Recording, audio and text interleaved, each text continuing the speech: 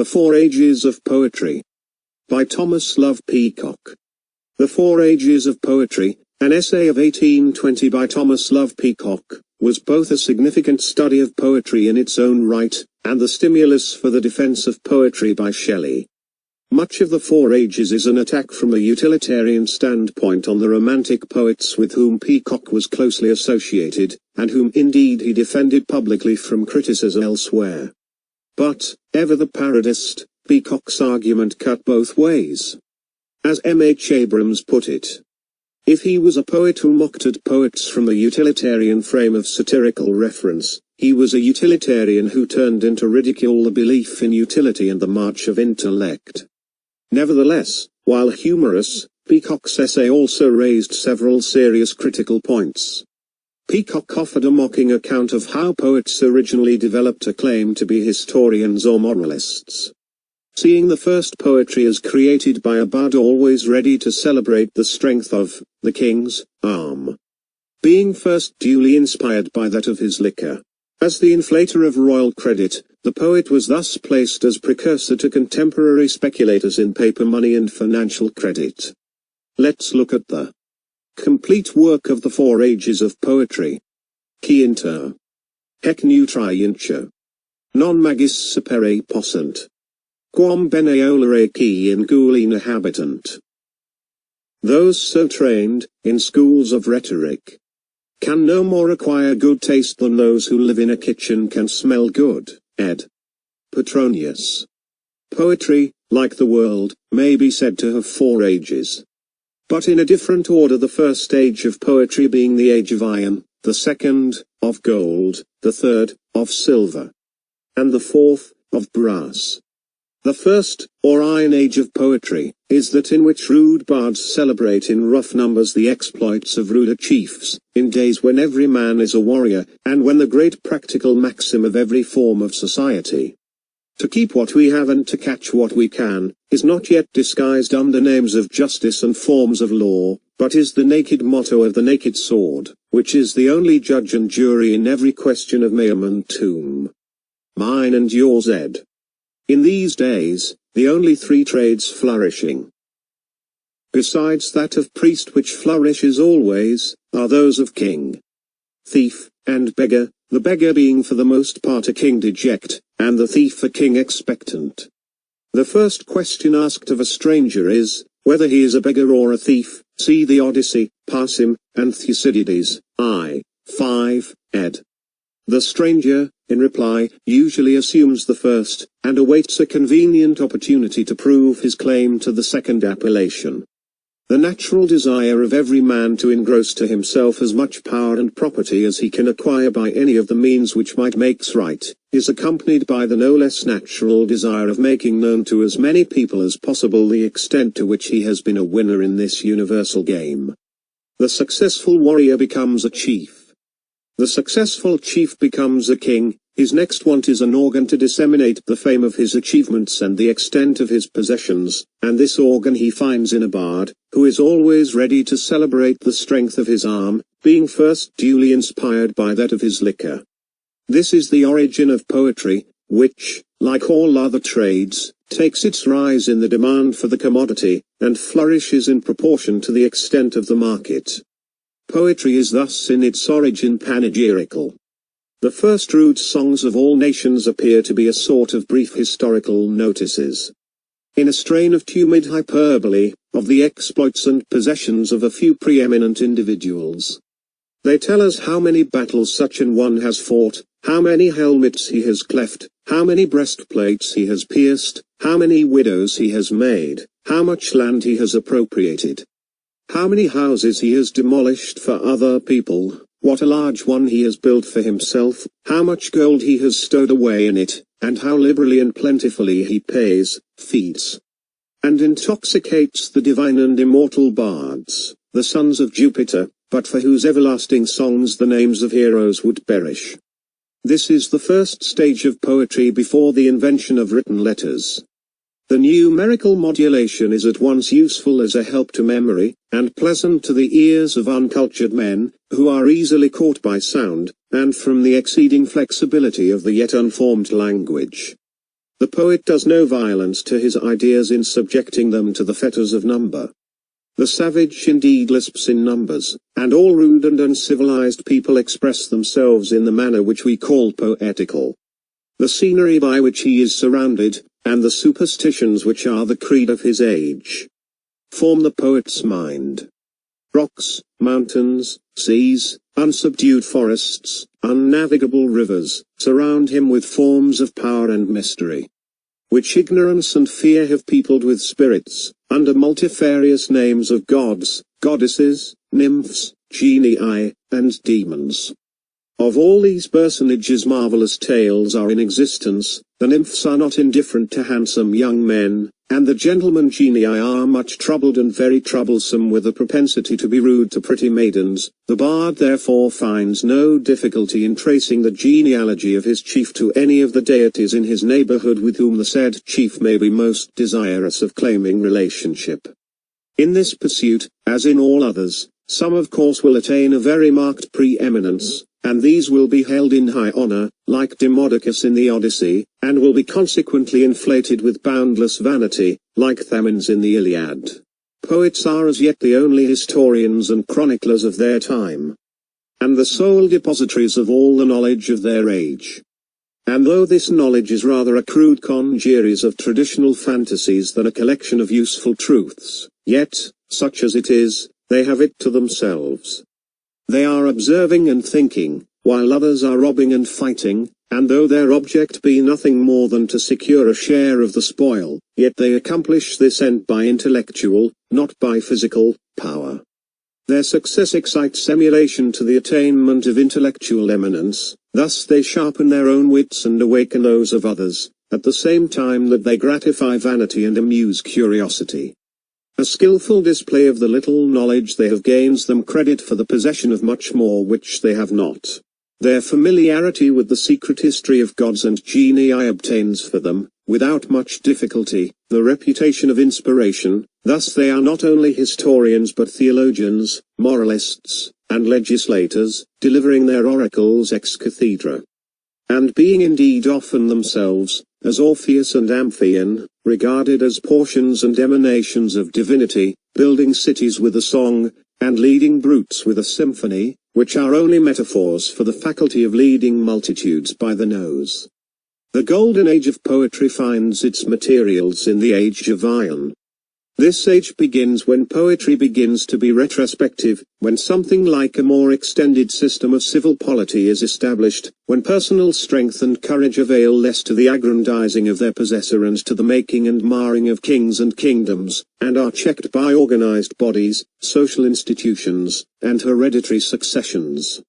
Men also live more in the light of truth and within the interchange of observation, and thus perceive that the agency of gods and genii is not so frequent among themselves as, to judge from the songs and legends of the past time, it was among their ancestors. From these two circumstances, really diminished personal power, and apparently diminished familiarity with gods and genii, they very easily and naturally deduce two conclusions: first, that men are degenerated, and second, that they are less in favor with the gods. The people of the petty states and colonies, which have now acquired stability and form, which owed their origin and first prosperity to the talents and courage of a single chief, magnify their founder through the mists of distance and tradition, and perceive him achieving wonders with a god or goddess always at his elbow. They find his name and his exploits thus magnified and accompanied in their traditionary songs, which are their only memorials. All that is said of him is in this character. There is nothing to contradict it. The man and his exploits and his tutelary deities are mixed and blended in one invariable association. The marvelous too is very much like a snowball. It grows as it rolls downward, till the little nucleus of truth which began its descent from the summit is hidden in the accumulation of superinduced hyperbole. When tradition, thus adorned and exaggerated, has surrounded the founders of families and states with so much adventitious power and magnificence, there is no praise which a living poet can, without fear of being kicked for clumsy flattery, address to a living chief, that will not still leave the impression that the latter is not so great a man as his ancestors. The man must in this case be praised through his ancestors. Their greatness must be established, and he must be shown to be their worthy descendant. All the people of a state are interested in the founder of their state. All states that have harmonized into a common form of society are interested in their respective founders. All men are interested in their ancestors. All men love to look back into the days that are past. In these circumstances, traditional national poetry is reconstructed and brought like chaos into order and form. The interest is more universal, understanding is enlarged, passion still has scope and play, character is still various and strong, nature is still unsubdued and existing in all her beauty and magnificence, and men are not yet excluded from her observation by the magnitude of cities or the daily confinement of civic life. Poetry is more an art. It requires greater skill in numbers, greater command of language, more extensive and various knowledge, and greater comprehensiveness of mind. It still exists without rivals in any other department of literature, and even the arts, painting and sculpture certainly, and music probably, are comparatively rude and imperfect. The whole field of intellect is its own. It has no rivals in history, nor in philosophy, nor in science. It is cultivated by the greatest intellects of the age, and listened to by all the rest. This is the age of Homer, the golden age of poetry. Poetry has now attained its perfection, it has attained the point which it cannot pass. Genius therefore seeks new forms for the treatment of the same subjects, hence the lyric poetry of Pindar and Alcaeus, and the tragic poetry of Aeschylus and Sophocles. The favor of kings, the honor of the Olympic crown, the applause of present multitudes, all that can feed vanity and stimulate rivalry, await the successful cultivator of this art, till its forms become exhausted, and new rivals arise around it in new fields of literature, which gradually acquire more influence as, with the progress of reason and civilization, facts become more interesting than fiction. Indeed, the maturity of poetry may be considered the infancy of history. The transition from Homer to Herodotus is scarcely more remarkable than that from Herodotus to Thucydides. In the gradual dereliction of fabulous incident and ornamented language, Herodotus is as much a poet in relation to Thucydides as Homer is in relation to Herodotus. The history of Herodotus is half a poem. It was written while the whole field of literature yet belonged to the Muses, and the 9 books of which it was composed were therefore of right, as well as of courtesy, superinscribed with their 9 names. Speculations, too, and disputes, on the nature of man and of mind, on moral duties and on good and evil, on the animate and inanimate components of the visible world, begin to share attention with the eggs of Leda and the horns of Io, and to draw off from poetry a portion of its once undivided audience. Then comes the Silver Age, or the poetry of civilized life. This poetry is of 2 kinds, imitative and original. The imitative consists in recasting, and giving an exquisite polish to, the poetry of the Age of Gold. Of this Virgil is the most obvious and striking example. The original is chiefly comic, didactic, or satiric as in Menander, Aristophanes, Horace, and Juvenal. The poetry of this age is characterized by an exquisite and fastidious selection of words, and a labored and somewhat monotonous harmony of expression, but its monotony consists in this: that experience having exhausted all the varieties of modulation, the civilized poetry selects the most beautiful, and prefers the repetition of these to ranging through the variety of all. But the best expression being that into which the idea naturally falls. It requires the utmost labor and care so to reconcile the inflexibility of civilized language and the labored polish of versification with the idea intended to be expressed, that sense may not appear to be sacrificed to sound. Hence numerous efforts and rare success. This state of poetry is however a step towards its extinction. Feeling and passion are best painted in, and roused by, ornamental and figurative language, but the reason and the understanding are best addressed in the simplest and most unvarnished phrase. Pure reason and dispassionate truth would be perfectly ridiculous in verse, as we may judge by versifying one of Euclid's demonstrations. This will be found true of all dispassionate reasoning whatever, and all reasoning that requires comprehensive views and enlarged combinations. It is only the more tangible points of morality. Those which command assent at once, those which have a mirror in every mind, and in which the severity of reason is warmed and rendered palatable by being mixed up with feeling and imagination, that are applicable even to what is called moral poetry, and as the sciences of morals and of mind advance towards perfection, as they become more enlarged and comprehensive in their views, as reason gains the ascendancy in them over imagination and feeling, poetry can no longer accompany them in their progress, but drops into the background, and leaves them to advance alone. Thus the empire of thought is withdrawn from poetry, as the empire of facts had been before. In respect of the latter, the poet of the age of iron celebrates the achievements of his contemporaries. The poet of the age of gold celebrates the heroes of the age of iron. The poet of the age of silver recasts the poems of the age of gold. We may here see how very slight array of historical truth is sufficient to dissipate all the illusions of poetry. We know no more of the men than of the gods of the Iliad, no more of Achilles than we do of Thetis, no more of Hector and Andromache than we do of Vulcan and Venus. These belong altogether to poetry. History has no share in them, but Virgil knew better than to write an epic about Caesar. He left him to Livy, and travelled out of the confines of truth and history into the old regions of poetry and fiction. Good sense and elegant learning, conveyed in polished and somewhat monotonous verse, are the perfection of the original and imitative poetry of civilized life. Its range is limited, and when exhausted, nothing remains but the cram repetita, warmed over cabbage, from Juvenal's satires, 7, ed., of commonplace, which at length becomes thoroughly wearisome, even to the most indefatigable readers of the newest new nothings. It is now evident that poetry must either cease to be cultivated, or strike into a new path. The poets of the age of gold have been imitated and repeated till no new imitation will attract notice. The limited range of ethical and didactic poetry is exhausted. The associations of daily life in an advanced state of society are of very dry, methodical, unpoetical matters of fact, but there is always a multitude of listless idlers, yawning for amusement, and gaping for novelty, and the poet makes it his glory to be foremost among their purveyors. Then comes the age of brass, which, by rejecting the polish and the learning of the age of silver, and taking a retrograde stride to the barbarisms and errant traditions of the age of iron, professes to return to nature and revive the age of gold.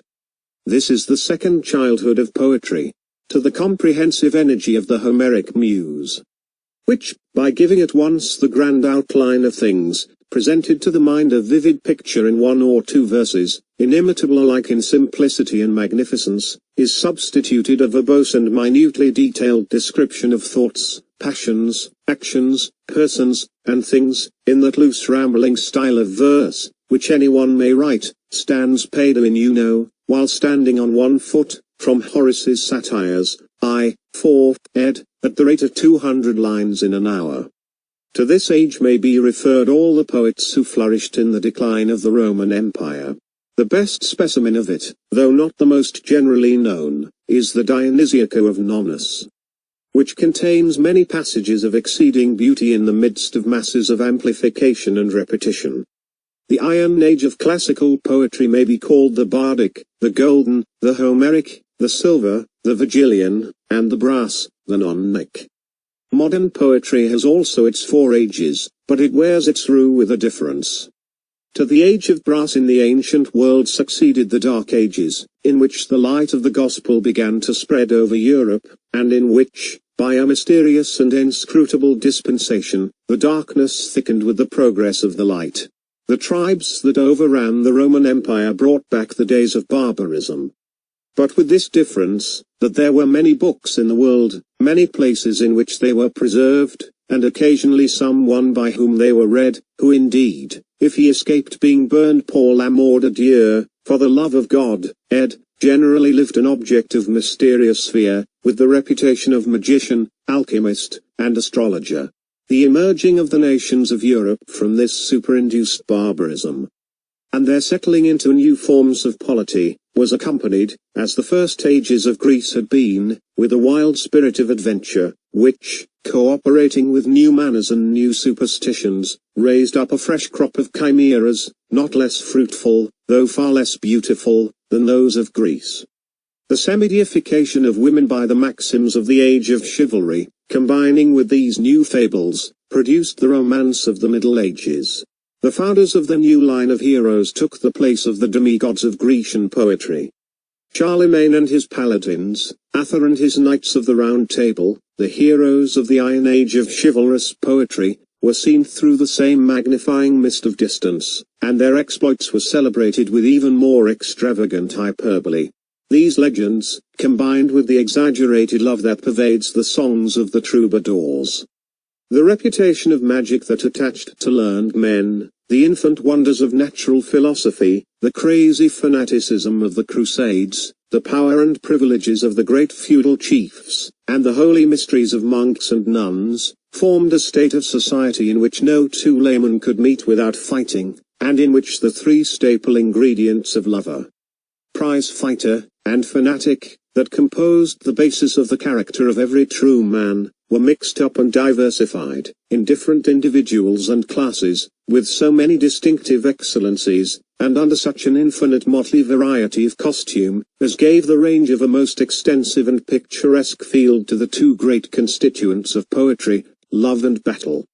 From these ingredients of the Iron Age of modern poetry, dispersed in the rhymes of minstrels and the songs of the troubadours, arose the Golden Age, in which the scattered materials were harmonized and blended about the time of the revival of learning, but with this peculiar difference, that Greek and Roman literature pervaded all the poetry of the Golden Age of modern poetry, and hence resulted a heterogeneous compound of all ages and nations in one picture, an infinite license, which gave to the poet the free range of the whole field of imagination and memory. This was carried very far by Ariosto, but farthest of all by Shakespeare and his contemporaries, who used time and locality merely because they could not do without them, because every action must have its when and where. But they made no scruple of deposing a Roman emperor by an Italian count, and sending him off in the disguise of a French pilgrim to be shot with a blunderbuss by an English archer. This makes the Old English drama very picturesque, at any rate, in the variety of costume, and very diversified in action and character, though it is a picture of nothing that ever was seen on earth except a Venetian carnival. The greatest of English poets, Milton, may be said to stand alone between the ages of gold and silver, combining the excellencies of both, for with all the energy, and power, and freshness of the first, he united all the studied and elaborate magnificence of the second. The Silver Age succeeded, beginning with Dryden, coming to perfection with Pope, and ending with Goldsmith, Collins, and Gray. Cooper divested verse of its exquisite polish, he thought in metre, but paid more attention to his thoughts than his verse. It would be difficult to draw the boundary of prose and blank verse between his letters and his poetry. The Silver Age was the reign of authority, but authority now began to be shaken, not only in poetry but in the whole sphere of its dominion. The contemporaries of Gray and Cooper were deep and elaborate thinkers. The subtle skepticism of Hume, the solemn irony of Gibbon, the daring paradoxes of Rousseau, and the biting ridicule of Voltaire, directed the energies of four extraordinary minds to shake every portion of the reign of authority. Inquiry was roused, the activity of intellect was excited, and poetry came in for its share of the general result. The changes had been rung on lovely maid and sylvan shade, summer heat and green retreat, waving trees and sighing breeze, gentle swains and amorous pains, by versifiers who took them on trust, as meaning something very soft and tender, without much caring what, but with this general activity of intellect came a necessity for even poets to appear to know something of what they professed to talk of. Thomson and Cooper looked at the trees and hills which so many ingenious gentlemen had rhymed about so long without looking at them at all, and the effect of the operation on poetry was like the discovery of a new world.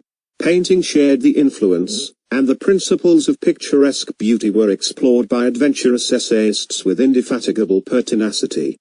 The success which attended these experiments, and the pleasure which resulted from them, had the usual effect of all new enthusiasms, that of turning the heads of a few unfortunate persons, the patriarchs of the age of brass, who, mistaking the prominent novelty for the all-important totality, seem to have ratiocinated much in the following manner: poetical genius is the finest of all things, and we feel that we have more of it than anyone ever had.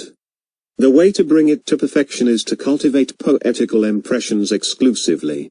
Poetical impressions can be received only among natural scenes, for all that is artificial is anti-poetical. Society is artificial, therefore we will live out of society.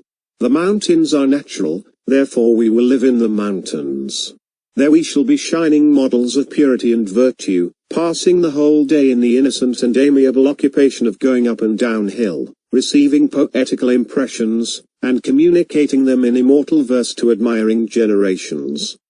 To some such perversion of intellect we owe that egregious confraternity of rhymesters, known by the name of the Lake Poets, who certainly did receive and communicate to the world some of the most extraordinary poetical impressions that ever were heard of, and ripened into models of public virtue, too splendid to need illustration. They wrote verses on a new principle, saw rocks and rivers in a new light, and remaining studiously ignorant of history, society, and human nature, cultivated the fantasy only at the expense of the memory and the reason. And contrived, though they had retreated from the world for the express purpose of seeing nature as she was, to see her only as she was not, converting the land they lived in into a sort of fairy land, which they peopled with mysticisms and chimeras. This gave what is called a new tone to poetry, and conjured up a herd of desperate imitators, who have brought the age of brass prematurely to its dotage. The descriptive poetry of the present day has been called by its cultivators a return to nature. Nothing is more impertinent than this pretension. Poetry cannot travel out of the regions of its birth, the uncultivated lands of semi-civilized men. Mr. Wordsworth, the great leader of the returners to nature, cannot describe a scene under his own eyes without putting into it the shadow of a Danish boy or the living ghost of Lucy Gray, or some similar fantastical parturition of the moods of his own mind. In the origin and perfection of poetry, all the associations of life were composed of poetical materials. With us it is decidedly the reverse. We know too that there are no dryads in Hyde Park nor naiads in the Regent's Canal. But barbaric manners and supernatural interventions are essential to poetry. Either in the scene, or in the time, or in both, it must be remote from our ordinary perceptions.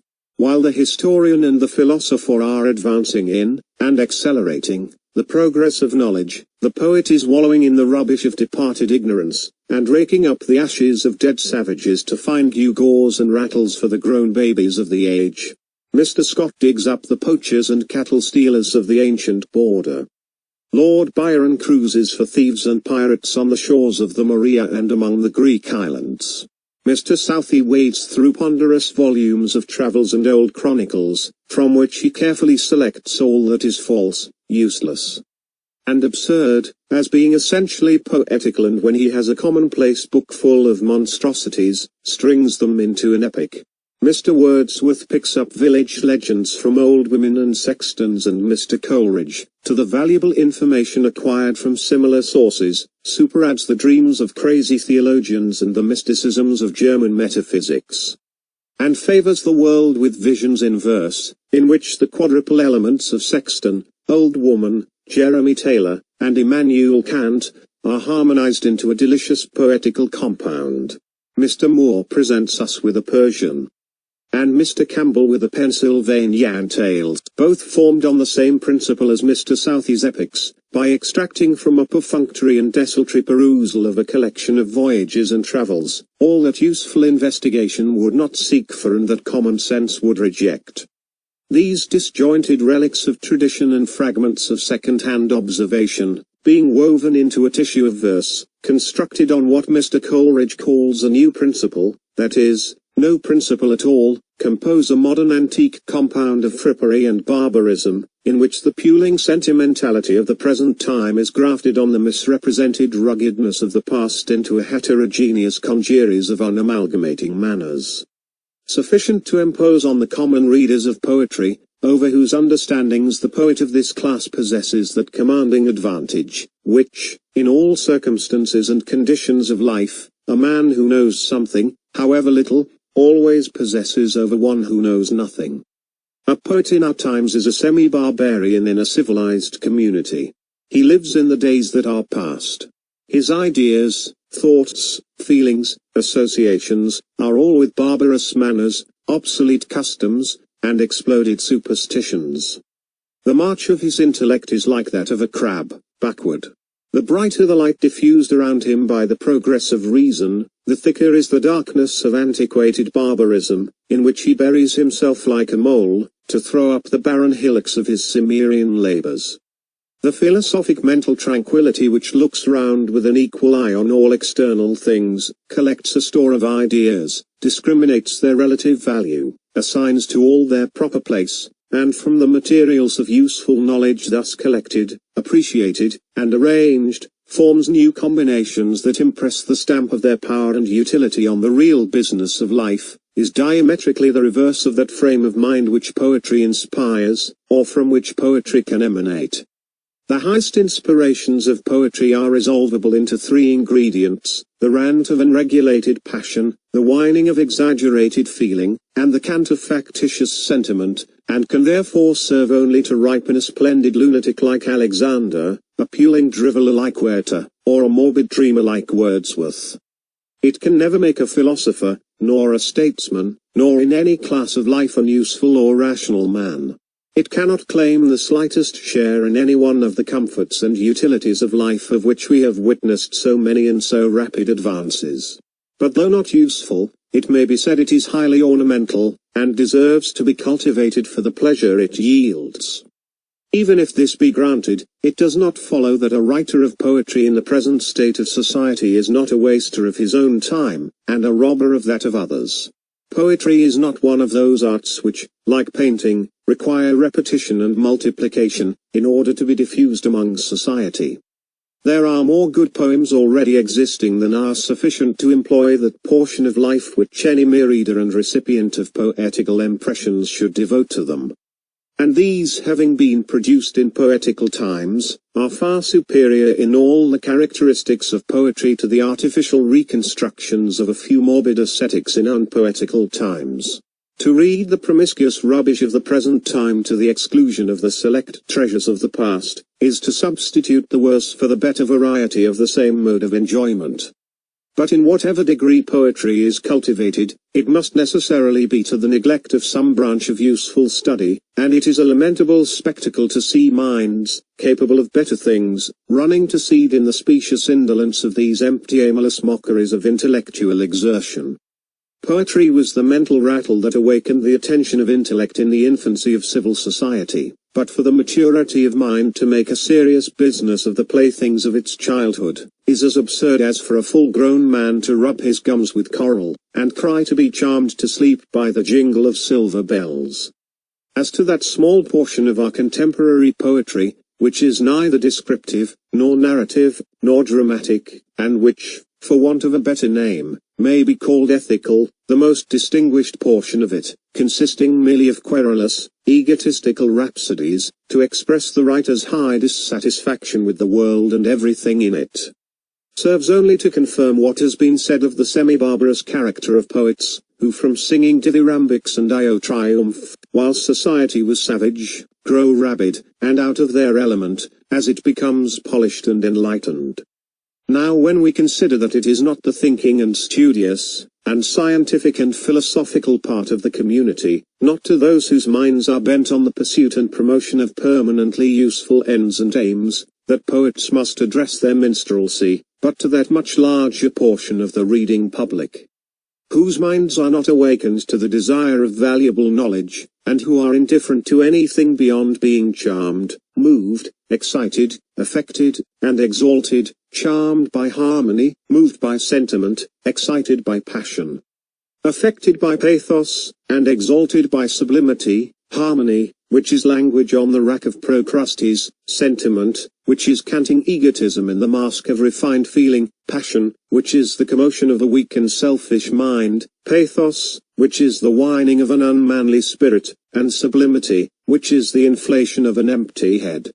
When we consider that the great and permanent interests of human society become more and more the mainspring of intellectual pursuit, that in proportion as they become so, the subordinacy of the ornamental to the useful will be more and more seen and acknowledged, and that therefore the progress of useful art and science, and of moral and political knowledge, will continue more and more to withdraw attention from frivolous and unconducive to solid and conducive studies, that therefore the poetical audience will not only continually diminish in the proportion of its number to that of the rest of the reading public, but will also sink lower and lower in the comparison of intellectual acquirement, when we consider that the poet must still please his audience, and must therefore continue to sink to their level, while the rest of the community is rising above it. We may easily conceive that the day is not distant when the degraded state of every species of poetry will be as generally recognized as that of dramatic poetry has long been, and this not from any decrease either of intellectual power, or intellectual acquisition,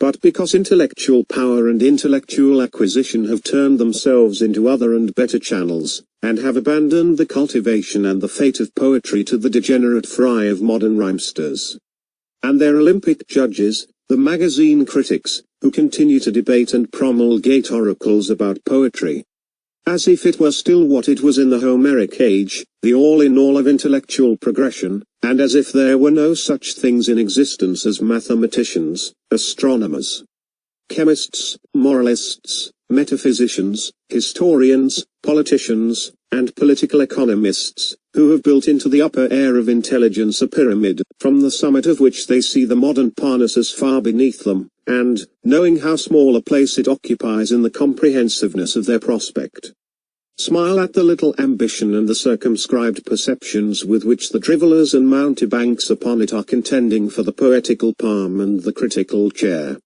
End of the essay. Thank you.